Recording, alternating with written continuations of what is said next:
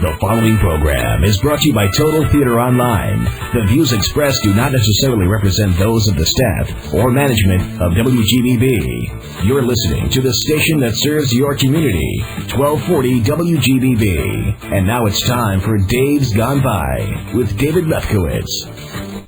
There goes the Daverhood. Welcome, everybody, to another edition of Dave's Gone By, brought to you by Total Theater, the Tundra Grill, Hewlett Minuteman Press, and Quiznos of Hewlett on this Thursday, August 19th, 2004.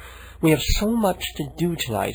I've got to keep my introduction pretty short, but I do have to mention, I saw a few days ago the single greatest bit of counter-programming in the history of television broadcasting.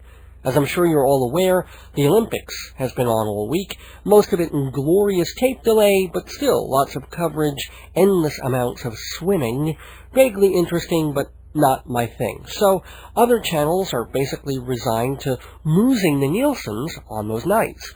They figure NBC paid through the tuchus for the rights to air the Olympics, they'll win the time slot, but let's still do our best with what we've got, and we'll hope their ratings are disappointing in relation to what they shelled out and what their advertisers expect. So, there's a lot of reruns and regular series, reality shows, makeover shows, the usual crap, because there's no point in sending up semi-special crap to be shot down by really special crap. Anyway, that's fine and dandy, and you figure that the ideal counter-program to the Olympics would be something non-sports oriented, something so far from weightlifting and shot put and long jump, because anybody who digs sports would probably be watching the Olympics. To counter that, one imagines soap operas, maybe concerts, old movies. These would be the logical programs other networks would send up against the Greek games. But not Fox, at least not on the night I was watching.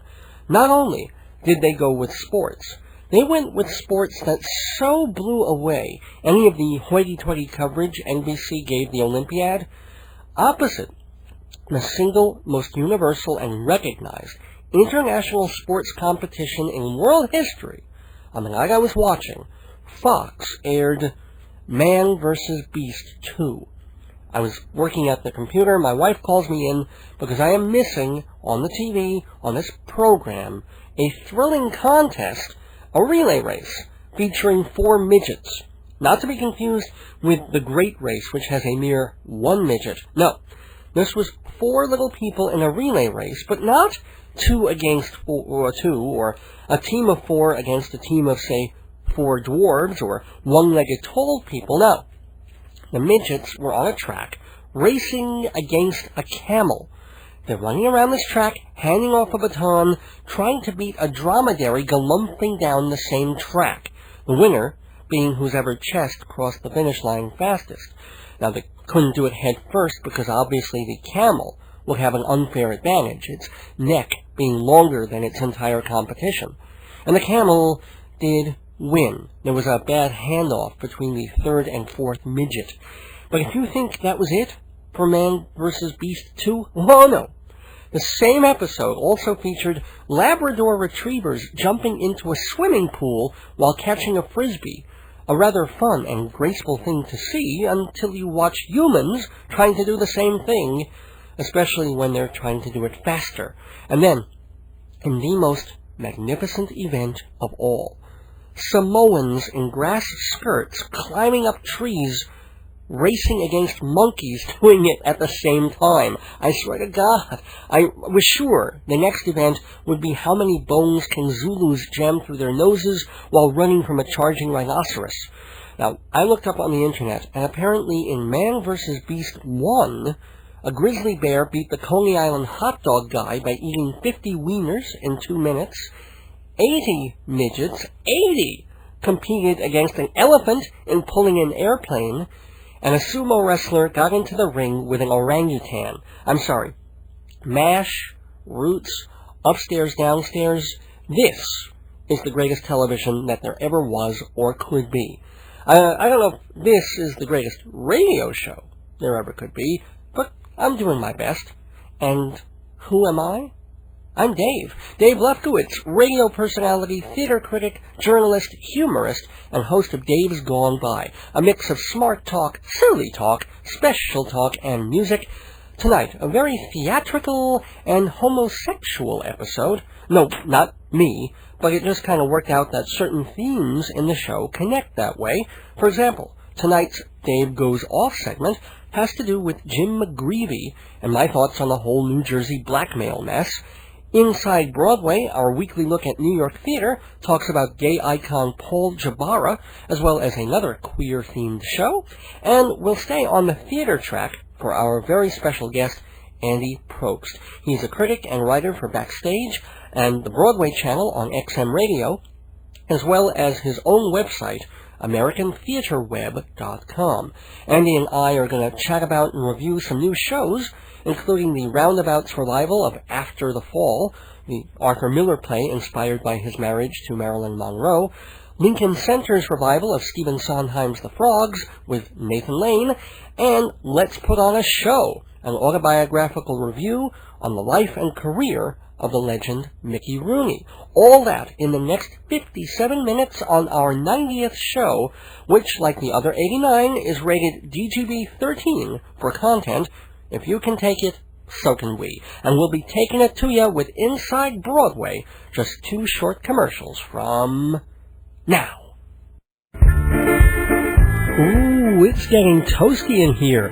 Toasty in a tasty way, because Quiznos subs transcend the ordinary. They're made to order with quality ingredients like freshly sliced premium meats, crisp vegetables, and rich melted cheeses, all piled high on artisan bread. I don't know what that is, but it's delicious and oven toasted to bring out the flavor. They've also got low-carb toasty flatbread, fresh crisp salads, hearty old-fashioned soups, and specialty desserts. Have you been to the new Quiznos in Hewlett? 1320 Broadway, same block as Loman's. Stop in and tell owner Ken, or anybody else working there, that you heard about Quiznos on Dave's Gone By, and you'll get 10% off your meal. In fact, stop into any Quiznos and mention this program. Nothing will happen, but, it's good publicity for me. Anyway, discover the extraordinary taste of Quiznos subs, 1320 Broadway in Hewlett. Toasty! Oh my God, the wedding is next month. We need flyers, invitations, booklets. Irving, we are screwed. No, we're not, Pearl. We'll just go to Hewlett Minuteman Press. Hewlett Minuteman? What can they do? Printing, engraving, really? Letterhead, souvenirs. Wonderful. Are they still at 1315 Broadway in Hewlett? Yep, 516-569-5577. Well, stop dawdling. Let's go. Yes, dear. Day after the wedding, I kill her. Inside Broadway, brought to you by Total Theater's Performing Arts Insider, your everything theater guide.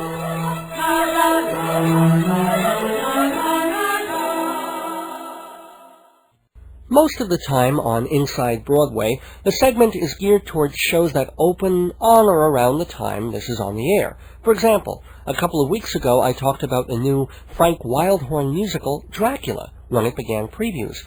Well, here's a reminder that it opens tonight at the Belasco Theater with Tom Hewitt and Melissa Errico in starring roles. But since I already covered that Transylvanian tuner, I thought tonight we'd talk about shows not opening this week or next, or even this year, or possibly next. Broadway plays and musicals in the pipeline that may or may not make it to a theater near you. For example, syndicated columnist Liz Smith wrote last week that because The Boy from Oz became such a smash, producers want to come up with another show like it. After all, The Boy from Oz, which closes in mid-September, has been a moneymaker and a star vehicle for the Tony-winning Hugh Jackman. The show follows the short but colorful life of entertainer Peter Allen and features a liberal dose of his music. Well, in Last Dance, writer-producer Robert Wax intends to do the same for songwriter Paul Jabara.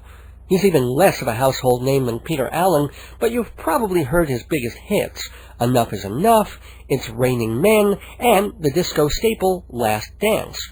Jabara was a Brooklyn boy who was in the original Broadway cast of Hair. He later worked closely with Donna Summer And he wrote songs for such films as The Lords of Flatbush and the Barbra Streisand vehicle, The Main Event. In fact, it was Jabara who introduced Streisand to the disco dance music scene, for which he will never be forgiven. Still, he has a following, and like Peter Allen, he's something of a gay icon. He died of AIDS in 1992, a year after conceptualizing and distributing the very first red ribbon in the fight against that disease. So, look for Last Dance, maybe, in the next 2 to 3 seasons. The same goes for a very different kind of musical, a stage version of Pink Floyd's The Wall, one of the most popular albums of all time, made by Alan Parker into an influential rock movie in 1982. Word now has it that Roger Waters is working with Miramax and Tommy Mottola to bring the band's anti-authoritarian, semi-classic rock opera to Broadway. And, judging by the success of everything from Tommy to Mamma Mia, if they can pull it off and pitch it to the right audience, the bricks in that wall might as well come from Fort Knox. And one more musical that may come to Broadway quicker than the others is The Opposite of Sex. I'm not sure what The Opposite of Sex is, but I do know that it was a movie about 5 years ago that has now been adapted into into a musical by Douglas J. Cohen and Robert Jess Roth. It's about a girl who sets about seducing the boyfriend of her gay half-brother.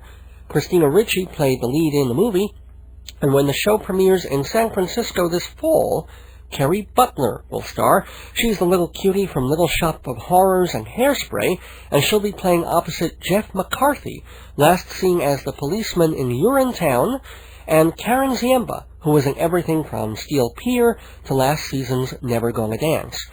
If The Opposite of Sex does well on the West Coast, look for it to come to Broadway by spring. Which theater? Too early to tell, but the best way to keep track is by subscribing to Performing Arts Insider magazine. A Bible of the industry for 60 years, Performing Arts Insider gives you all the information about what shows are on Broadway, what shows are coming to Broadway, and what shows shouldn't be anywhere near Broadway. Plus, the magazine has comprehensive listings for off and off Broadway, as well as up-to-date calendars for cabaret, opera, and dance. All that, plus reviews, rumors, and special features. Pick up the September issue at the Drama Bookshop in Manhattan for the fall season preview. Can't get there? Total Theater will send you one for just $10, nearly a third off the cover price. Just call 516-295-1511 or visit TotalTheater.com for the address and the details. That's also the place to go for subscription information. Now through August 31st, Performing Arts Insider subscriptions are on sale for 20% off. Again, call 516-295-1511 or go to TotalTheater.com and get yourself a copy or a year's worth of copies of Performing Arts Insider. And speaking of things that run a full year, happy first anniversary to Todd Robbins and his downtown show, Carnival Knowledge, which opened at the Soho Playhouse on Van Dam Street, August 17, 2003. Carnival Knowledge salutes the old carny sideshows and freak shows in a very breezy and family-friendly way. Todd was a guest on Dave's Gone By last year, and he explained some of the intricacies of what he does, including hammering nails into his nostrils, eating light bulbs, and swallowing fire, all of which he does on his own and has been training himself to do since he saw his first sideshow when he was 12. So I asked Todd Robbins why he performs so many of these weird and dangerous acts by himself. I loved it all. I not only loved all the skills and things, but also just loved the whole culture, because it is the original counterculture. It is a nomadic life that these people have been traveling around, and that's really what we put on the stage there. And I didn't really want to specialize. I wanted to learn it all. And as it worked out, I worked up about an hour, a little over an hour of solo material that I've done in colleges and universities all over the place, and took that around. And from that, I started adding in the stories and some of the larger things, and adding a few more people to the show, and little by little it evolved into the show that is Carnival Knowledge. The funny thing about it is, I just wanted to be as good as I possibly could at these things, and studied with a number of old guys that taught me the various skills, and really worked very hard at all this. And one of the old showmen, who's a little bit of a shady character, they have him in show business, really. Yeah. Said to me, "Kid, you're doing it right. You're doing it right." And I go, "What do you mean?" So you learned all the skills. I said, "Well, yeah, I think it's important." He said, "Oh, it is important. So that when you have your own show and you're running, the sword swallower comes to you and wants more money, you say, 'What, for this?' And you swallow the sword and say, 'Anyone can do that.' 'Well, I'm paying you too much, kid.' You see, that's what you got to do." I'm like, "Oh, okay, thank you, Bobby. I appreciate the..." So that's what he thought I was doing it for, but it was just, I just wanted to be sort of a one-man sideshow. Todd Robbins, the one-man sideshow. Actually, he does have guest performers, including Little Jimmy, a salsa-dancing dwarf, and Twistina, the contorting, cavorting girl. So again, happy first birthday, carnival knowledge, and many more. And we'll have many more theater stories for you in the weeks to come in this totally theatrical, total theater segment, Inside Broadway. We've just been Inside Broadway from Performing Arts Insider and TotalTheater.com.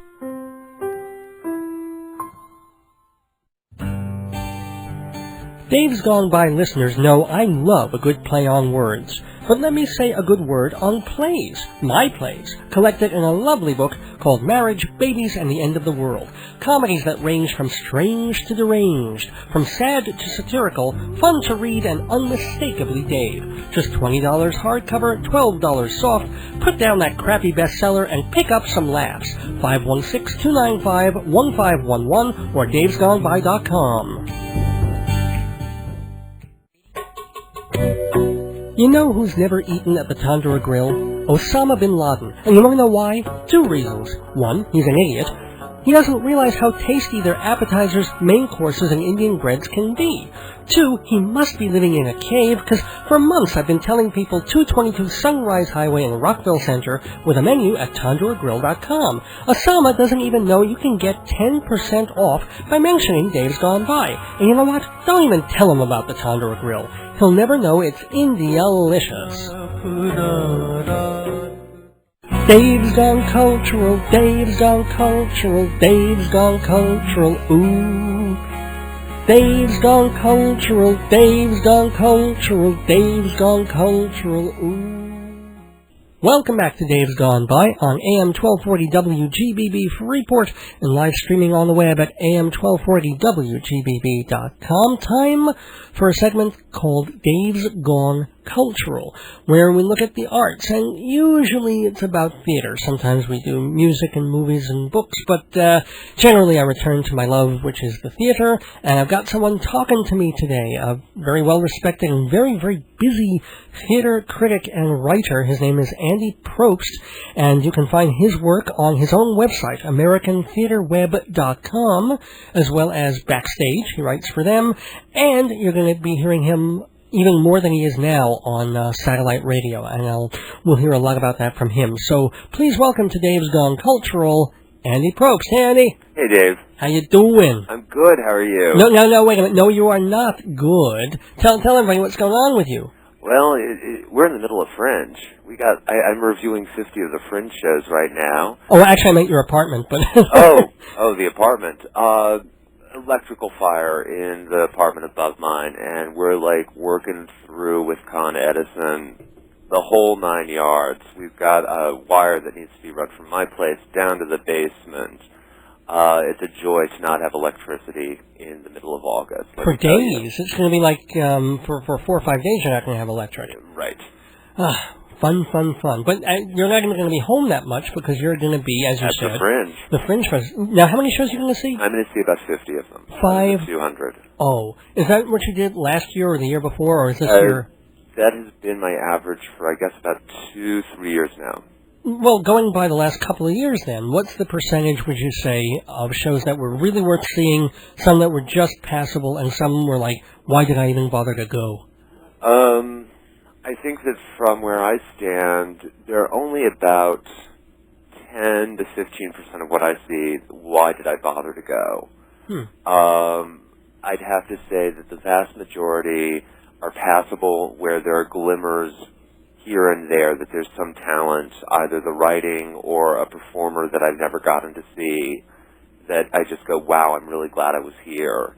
And then 10% are just like, wow, this is what it's all about. This is why I go to the theater. Which were the 10% of those last year? Do you remember some titles? I quite liked a show coming out of Chicago called Pinafore. It was an updating using the Gilbert and Sullivan music and a good deal of their lyrics. Cool. But it looked at the Navy's don't ask, don't tell policy toward gays, and it was very, very funny. I also quite liked a little musical that was produced by the Inverse, and it was a little fairy tale thing, and the name, a year later, is escaping me. And which ones are you looking for most this time? This time around, I have to say that I'm looking forward toward a couple of the shows that are more highly political. There's one called The Passion of George W., which is a musical, and some of the materials are saying that it's kind of what a musical might be about the country in which we live if Michael Moore to have written it. Okay. There's a musical that in Britain they're saying it has been banned because the folk there consider it seditious. It's called Diana.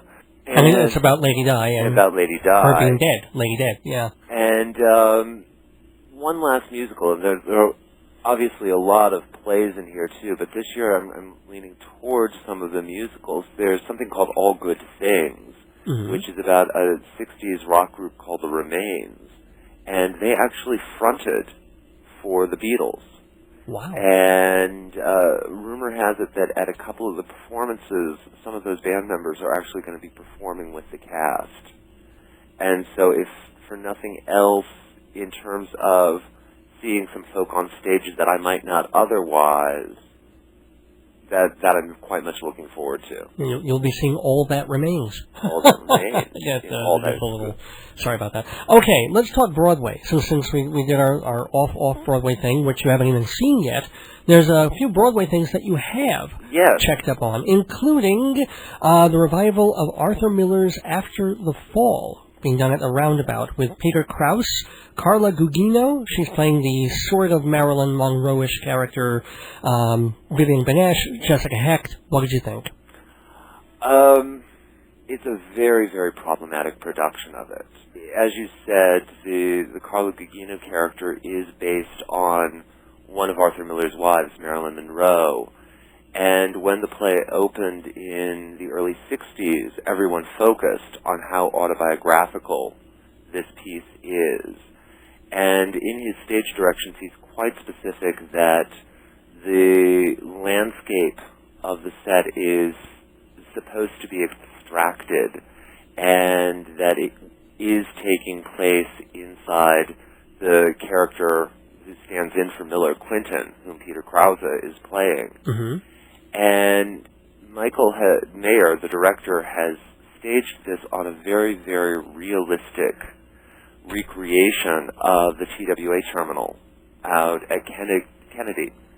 And as such, it grounds Krause's performance so that as these characters ebb and flow and the character worries about how he treated his first wife, who's played by Jessica Hecht, as he thinks about his marriage to this self-destructive, alcoholic, pill-popping singer-turned-actress.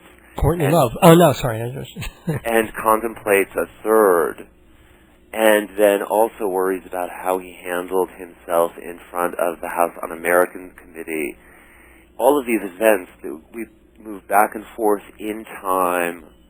Certain scenes overlap one another, and to have this in this very realistic environment is quite distracting, and I think it grounded Krause's performance to the point that it's blandness. Yeah, I think a lot of the critics really agree, and I too. I think he's obviously a good actor, but something isn't quite clicking with him in this role. He just sort of seems to go through it semi-believably, but not intensely. It's not an intense experience at all.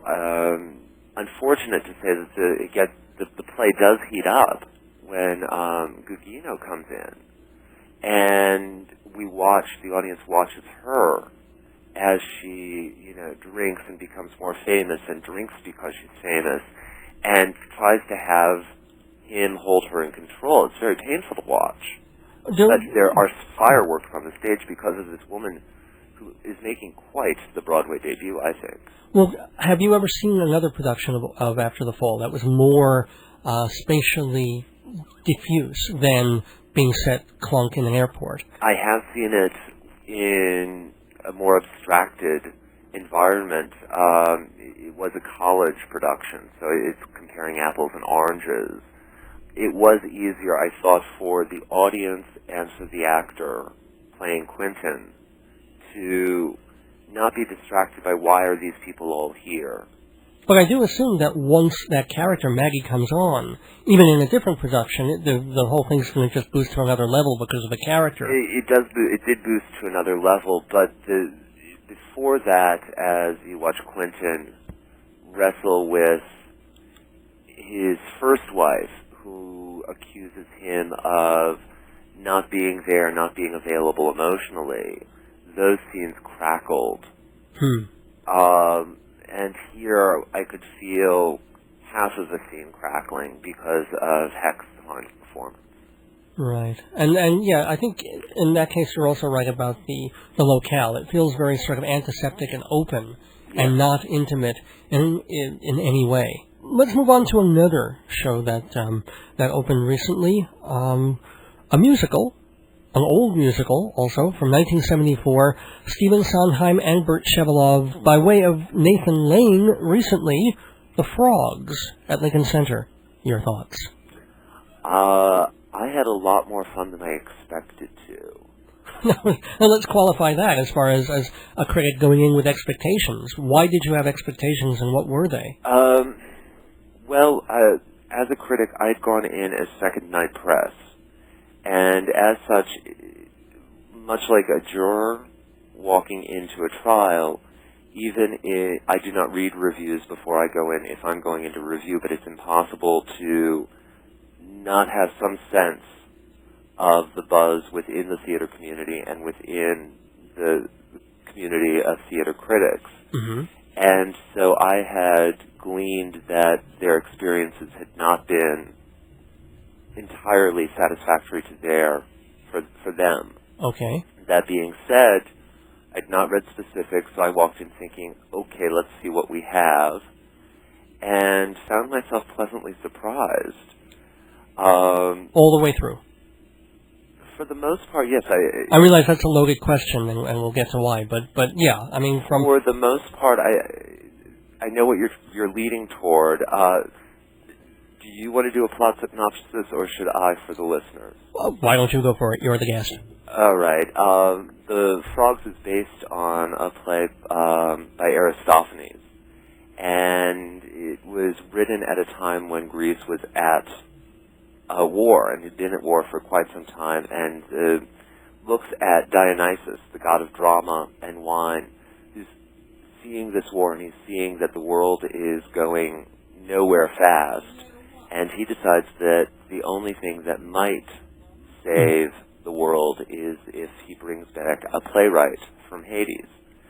Dionysus and his servant begin their descent to Hades. Along the way they visit his half-brother Heracles, they see Pluto, and in the original there is a debate between Aeschylus and Euripides. In this new play there is a debate between Shaw and Shakespeare, and then one of these playwrights returns to Earth in the hopes that he will write plays that will make the audience wake up out of their complacency. Representing the complacency of the audience are this group of frogs who live in the river Styx that he encounters on his way to Hades. And it's that debate which I had heard might sap some of the comic energy that Nathan Lane and his conspirator, Roger Bart, who plays the servant, bring to the table in this new production. But you found that even through that debate, which I also agree, having read the reviews, having heard the buzz about it, that there was a whole half hour of the second act that was something of a downer and brought everything kind of flat and was interesting to a point, but way too long. And then I sat through and I was like, they were doing everything in their power to make the debate quick and, with a few one-liners and interesting, and it moved fairly quickly. Even so, I do have my reservations about the whole sequence. But you were okay with it? I think that the sequence could be trimmed by 5 minutes. For someone who sees as much as I do, I'm very aware when I feel that my time is being wasted. I felt that both the actor playing Shakespeare and the actor playing Shaw, whom audiences will know from television, it's Daniel Davis from TV's The Nanny, handled the actual quotes that are thrown in there pretty well, and they were very pointed as these two playwrights debate women, or it's not even debate, it's how do they handle these subjects. And anecdotally, my guest that evening was a friend who is much more of a Mets fan than a theater fan. He leaned forward and afterwards looked at me and said, okay, well, I think Shaw won. They made the wrong choice.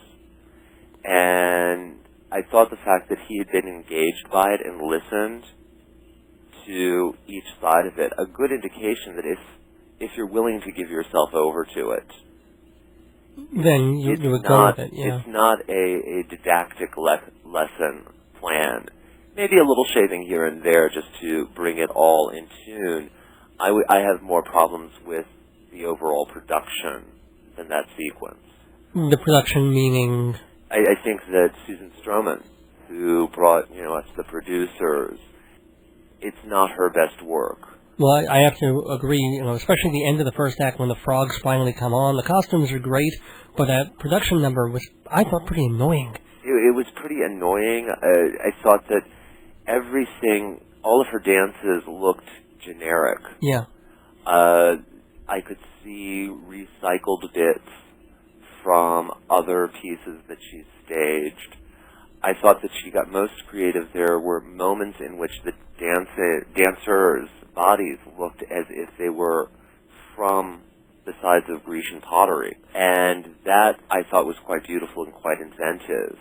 And I thought that the circus-like atmosphere that pervaded the visuals felt vaguely inappropriate. And one moment in the dance for the frogs in particular, where they have to get Nathan Lane into a bungee suit, I could feel that the dancers were working to mask getting him into this. And there's also, I think, a scene where he's supposed to be leaping up to the balcony and going towards his late wife, and it seems not to be him. I think they do a switcheroo at that They do a switcheroo. It just didn't work for me at all. It did not. Yeah. The thing about the show for me, though, is that it has no real forward go. It feels like an ambling, picaresque, slow-moving adventure with, admittedly, lots and lots of laughs. But you can feel it's sort of like that turntable that goes around and around. It's grinding forward without any real urgency, even when they go to find the playwright and there is something of a plot. And for me, that's what really kind of keeps the show in second gear. And also, I don't think much of the Sondheim work was really, really special. It became about his lyrics, which were so relentlessly clever and based on end rhyme that after a while I even got a little tired of them. I wanted something a little more, I could have dealt with without so many witty rhymes and a little more pleasant music. I don't know if you feel that way. I have read the reviews now, and I'll borrow from another critic. I believe it was John Simon who said that the tunes sound second drawer. Most composers would kill to have something from Sondheim's second drawer.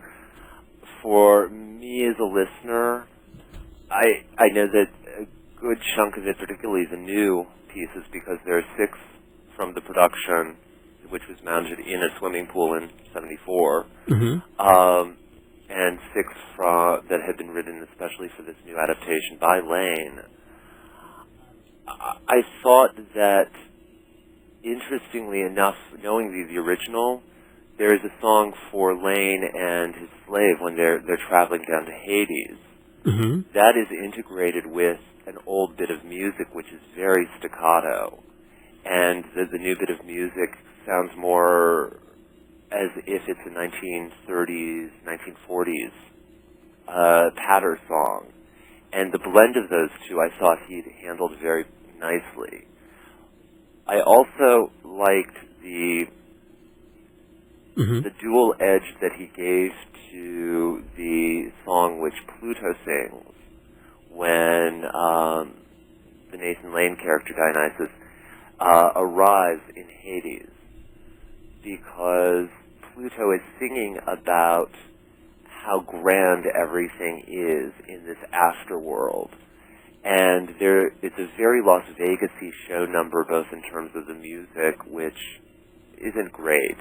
Right. And I was a little disappointed in Peter Bartlett in his handling of that song. He was very funny otherwise, but I don't think he was really on top of it as a showman would be. I think that the problem is that song has a terribly difficult double edge, because I was listening to the lyrics, one of which is something to the effect of, when you're dead, you no longer fear living. Right. And if you think, I haven't gone back and done the research, I don't think that Sondheim has ever written a gay character. And I don't believe that he is unaware of the fact that he will be 75 next year. I wondered how much of that song was about him looking at his own mortality. I found the lyrics very dark, set against the glitz of this Las Vegas show number. Oh, and I don't know how much Bartlett could handle that, and how much time they had in rehearsal to delve through the intricacies of what that song may or may not be about for both the character and just overall. Yeah, I don't even see it necessarily needing that darkness. Because it's a very satirical song. I mean, here it is. You can take it at face value. Things are great when you're dead because you don't have to worry about all those things you did when you were alive. Even on that basic level, if you even kept it there, I thought he was just like sort of a beat behind a lot of the time. I think he was, but I think that he's a bright enough performer that he knew that there was something else there and not sure what to do with it.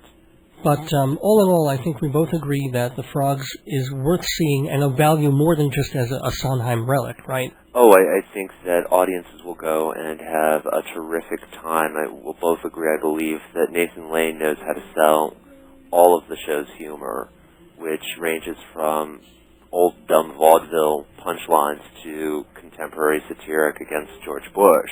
Right. I mean, what was your favorite line from that? They describe one of the frogs as a bush belly whacker, a frog which makes preemptive strikes and then forgets why it did it.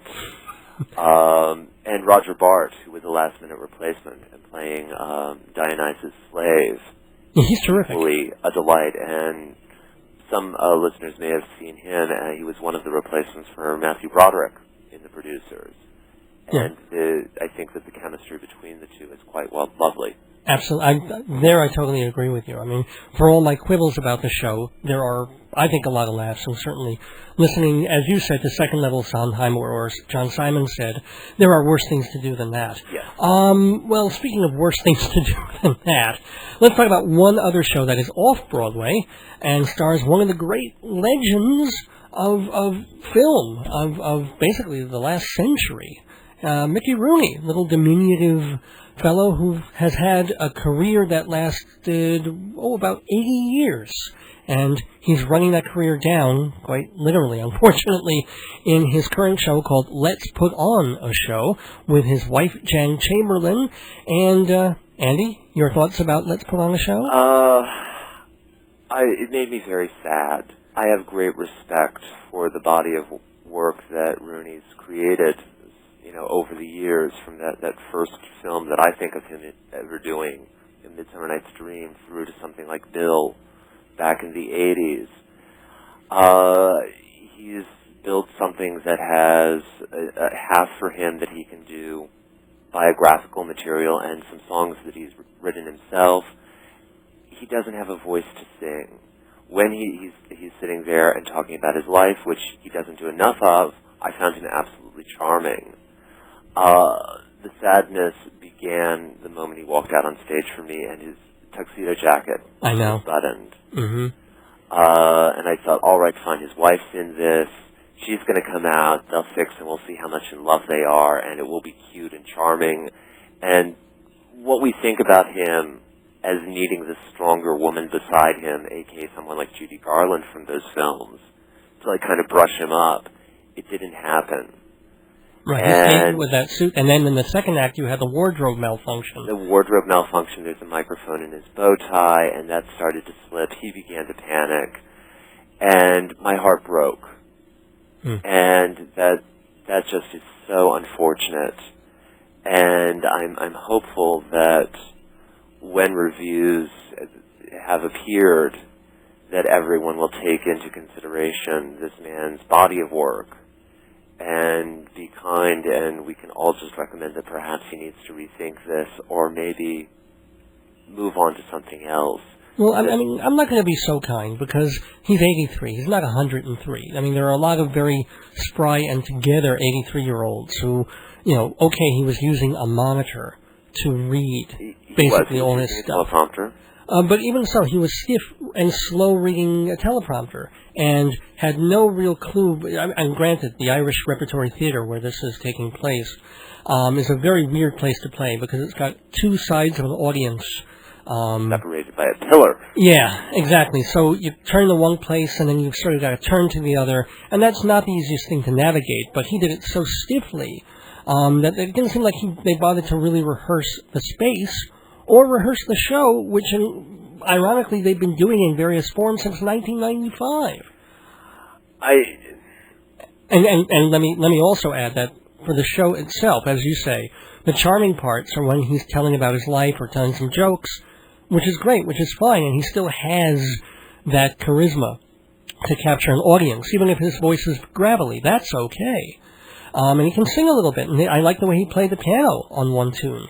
But there was nothing you learned in the show, not a thing that you did not read in the stage bill going in. His entire life is right there, and there he doesn't... the printed page. I think that the reason for my empathy for the man is not so much about his age as my intuition that he's doing this for the other half of the event, which is his wife. And I had this strong sense that she had strong-armed him into doing this so that she could perform some of her Patsy Cline bits. And so I'm just thinking, all right, fine. He's doing this because it makes sure that everything is copacetic at home. And so I wouldn't recommend it. And I'm hopeful that perhaps he will, stop doing nice things for the wife. Well, I mean, she is not on stage for the whole first act. I mean, it's not as if it's the Jan and Mickey show. So that's what people are getting a full 2 hours of Mickey almost. A full dose of him, and him not at his best. So I got the feeling that he would just as soon not be doing it at all. Maybe that would not have been also the case 3 years ago. Maybe he has gotten a little older and weaker. So, of the 3 shows that we've talked about, I guess we both agree that The Frogs is the one you should most likely see. After the Fall, worth a look, do you think, or read the play? I think read the play. You'd have to, I think, in my opinion, be a very, very serious theater lover to go and enjoy the finer details of the smaller moments. That Peter Krause is on stage for 2 hours and 45 minutes nonstop. It's pretty insurmountable in terms of just an enjoyable evening of theater, I think. Okay, I sort of disagree. I thought there was enough in there, and especially distancing it from Miller's autobiography, which we can now. And I think there's a lot about relationships and marriage that is on stage and that is entertaining, that maybe, yes, it's a little long and not what the production could be, but I do think it's worth a look. However, the Mickey Rooney, let's put on a show, let's not. Let's not.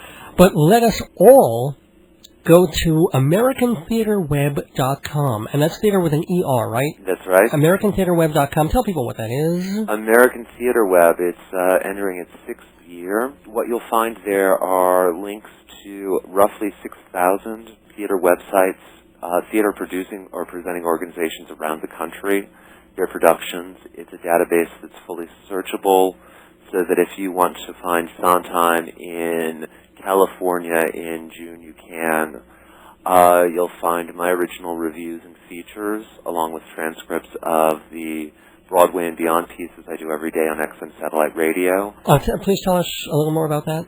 XM Satellite Radio is one of the two satellite radio channels or services that are available in this country right now. Mm-hmm. They have a station that is 24/7 Broadway show tunes.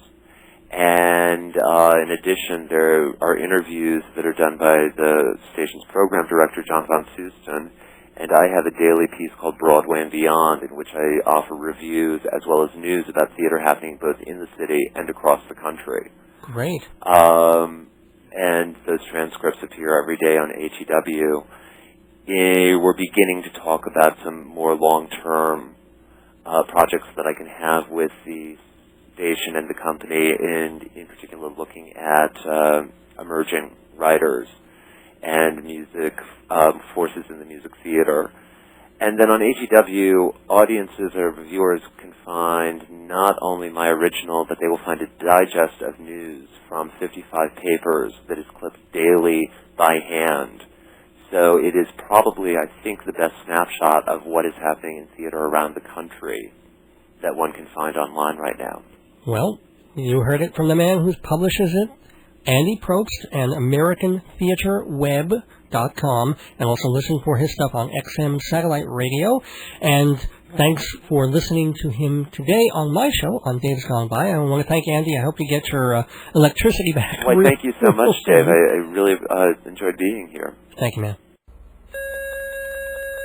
On Friday nights I listen to Bonnie D. Graham. On GBB at 6 o'clock, that's where I am. She gives you lots of tips on romance and amour, like how to pick up guys without being a whore. Then Saturday it's Mr. Redman's Music Show. At 7:30 it's where new musicians go. And then at 9 it's time for Zany Comedy, hosted by two young guys named Mikey and Jimmy. GBB is the radio star. 12:40 a.m. is where we are. Dave's Gone By on Thursday night. Music and jokes with satirical bite. Also on Thursdays, if you're looking for some fun, at 6 o'clock tune in to Larry Davidson. And then on Tuesday, if you're looking for light jazz, at 9 p.m. that's just what Mike Shamari has. And don't forget, on Sunday night it's Josel's Own. For right-wing politics, he's really quite well known. He's on at 7 with his own take on the news. And just like Dave, he does a bunch of interviews. GBB is the radio star. AM 1240, that's where we are. So many shows, so give 'em a try. They're almost as good as Dave's Gone By. GBB is the radio star. GBB is the radio star. GBB is the radio. Welcome back to Dave's Gone By on AM 1240 WGBB Freeport, and live streaming at AM1240WGBB.com. I had planned to do a Dave Goes Off segment at this point. Dave Goes Off is where I, Dave, go off on a particular topic or discourse or rant. Sometimes it's biting and angry, like last week's on the Long Island Railroad. Other times it's more bemused or confused, as this one would be, since I was going to talk about the resignation of New Jersey Governor Jim McGreevey. That is such a weird and complicated story, curiouser and curiouser every day. And I just wanted to weigh in on how unfortunate it was that the good part of what McGreevey did, coming out as a gay man in high-level politics, shouldn't be, but probably will be, overshadowed by negatives. Brave as it was to hold that coming out party press conference, the fact that he quit immediately looks damn cowardly. It has the appearance of his turning tail from a conservative backlash, or unwilling to endure what the Republicans did to Clinton when he cheated on his wife. But of course, alas, this being politics, there's also corruption here. And one hopes people understand that McGreevey had to resign because of all those patronage jobs he gave to unqualified and dishonest people. Man is judged by the company he keeps, whether or not he met that company in a leather bar on 10th Avenue. But again, I was going to do this Dave Goes Off segment, but much as I go to the theater and have a lot of gay friends and acquaintances, I'm really not part of that culture.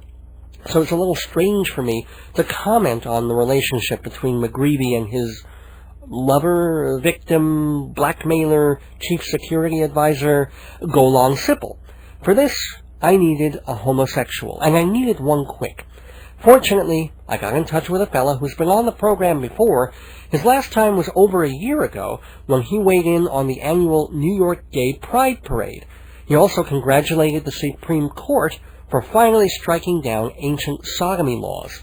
I think, as a thank you, he even offered to sodomize all the judges, except Ginsburg and O'Connor. So he is definitely the sodomite of choice for this program. Please welcome back our gay friend, Peter Fitzgerald. Well, hello. What a big stink they're having in New Jersey. And I don't mean the 1,000 other stinks you can smell coming off the turnpike. Oh, Jim McGreevey.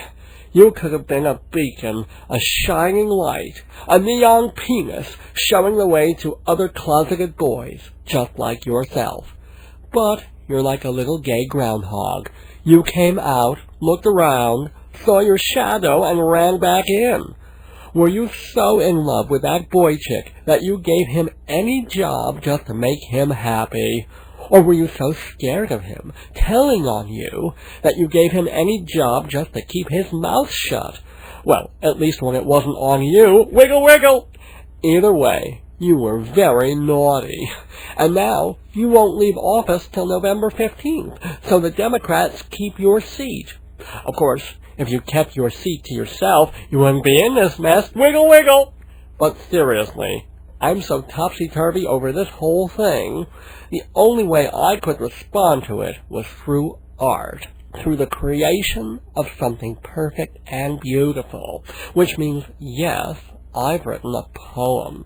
I hope you like it. It's called McGreevey, copyright 2004 by Peter Fitzgerald. Ahem. McGreevey. There once was a boy named McGreevey, whose ethics were slimy and skeevy. He gave a big job to some Israeli Slav, and now it's all over the TV. It's great that he's out of the closet, 'cause not every gay person does it.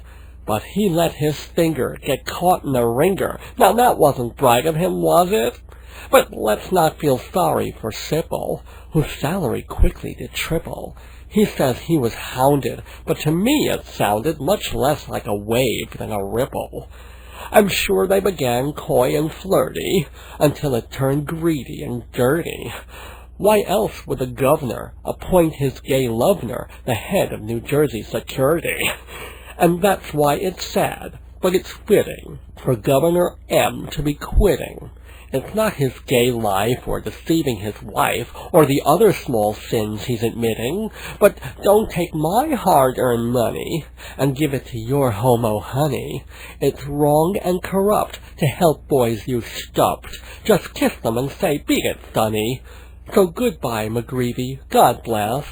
I hope you get out of this mess. And next fall or next spring, tell all on Larry King and call me. I've picked out your dress. Sponsor me, Dave's gone by. Run your ad, folks will buy. If you want to reach the public, sponsor me. Advertise on this program for incredibly reasonable rates with long-term discounts. See prices at davesgoneby.com or call 516-295-1511. Sponsor me. If you're wise, on Dave's Gone By, you'll advertise. If you want to be successful, sponsor me. Welcome back to Dave's Gone By number 90, the Gay 90, as we've titled it. Hope you've had a gay old time listening to it. Gotta give a few straight-up thank yous and best wishes to a bunch of people. I want to thank my adorable wife, Joyce, for reminding me every day why I'm not gay. Happy birthday to my little cousin, Alex, my big cousin, Adam, and my good friends, Nihal and Gregoire, listening out in Washington, D.C., I want to thank my good friend Scott for helping me out on the air this past Monday when I was filling in for engineer Joe Salzone. Hope he feels better soon. Thanks also to engineer Dennis for his last-minute assistance.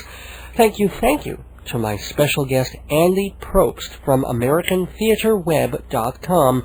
Very articulate, very well-reasoned, and for something very well-seasoned, visit our sponsor, the Tandoor Grill in Rockville Center. Check their menu at tandoorgrill.com or make a copy of it at Hewlett Minuteman Press, 1315 Broadway in Hewlett. And then, for a snack, grab a toasty sandwich across the street at Quiznos of Hewlett. And remember that all three of these places, Quiznos, Minuteman, and the Tandoor Grill, they all will take 10% off the bill if you mention Dave's Gone By. And I've got to thank the other shows on this station that mention Dave's Gone By. The Instrumental Invasion of Jazz, 9 p.m. Tuesdays. WGBB Tonight with Larry Davidson, Thursdays at 6. Long Island's Dating with Bonnie D. Graham, Fridays at 6. Mr. Redman's Music Show and the Mikey and Jimmy Show forming the Saturday Night Rock Block starting at 7:30, and Sunday night, the aforementioned Joe Saldone with Your World at 7. And of course, be here at 7 next Thursday, August 26th, for the 91st edition of Dave's Gone By. 100 happens first week in November, by the way. I'll have more to say about that soon. Until then, don't miss your days going by. This is Dave Lefkowitz. Good night. I am what I am. Not gay, just am. And gone by. I am what I am. I am my own special creation. So, come take a look. Give me the hook or the ovation. It's my world that I want to have a little pride in. My world. And it's not a place I have to hide in. Life's not worth a damn till you can say, hey world, I am what I am. I am what I am. I don't want praise. I don't want pity. I bang my own drum. Some think it's noise, I think it's pretty. And so, if I love each feather and each spangle, why not try to see things from a different angle? Your life is a sham, so you can shout out loud, I am what I am.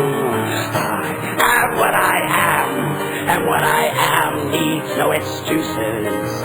I deal my own deck. Sometimes the ace, sometimes the deuces. There's one life and it's no return and no deposit. One life, so it's time to open up your closet. Life's not worth a damn till you can shout out loud, I am what I am. Good night, New York.